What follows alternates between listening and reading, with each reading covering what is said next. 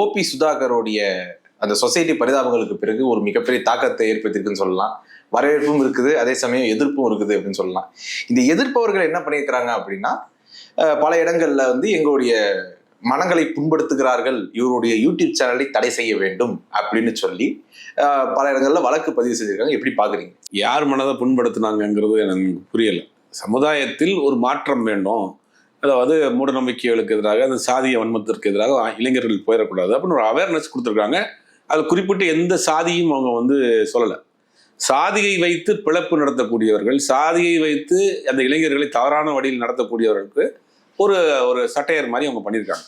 இதில் குறிப்பிட்ட எந்த சாதியமோ, எந்த சாதியினுடைய கலரையோ, எந்த சாதியினுடைய அந்த கொடி சின்னத்தையோ பேரையோ எதுவுமே பயன்படுத்தலை. தவறாக பயன்படுத்துகிறவங்களும் இந்த மாதிரி இருக்கிறாங்க.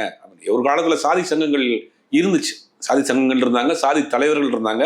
அவங்க என்ன பண்ணாங்க அப்படின்னு பார்க்குறப்ப அந்த சாதி சங்கங்கள், சாதி தலைவர்கள் என்ன பண்ணுவாங்கன்னா, அந்த சமுதாய மக்களுக்காக ஒரு காலேஜ் கட்டுவாங்க, அந்த சமுதாய மக்களுக்காக ஒரு ஸ்கூல் கட்டுவாங்க, அந்த சமுதாய மக்களுக்காக ஒரு ஹாஸ்பிட்டல் கட்டுவாங்க, அந்த சமுதாய மக்கள் அடுத்து போகிறதுக்காக படிப்பில் அவங்களுக்கு அடுத்தடுத்து டிஎன்பிஎஸ்சி, யூபிஎஸ்சி எழுதுகிற மாதிரியான அவங்களுக்கு ட்ரைனிங் கொடுப்பாங்க.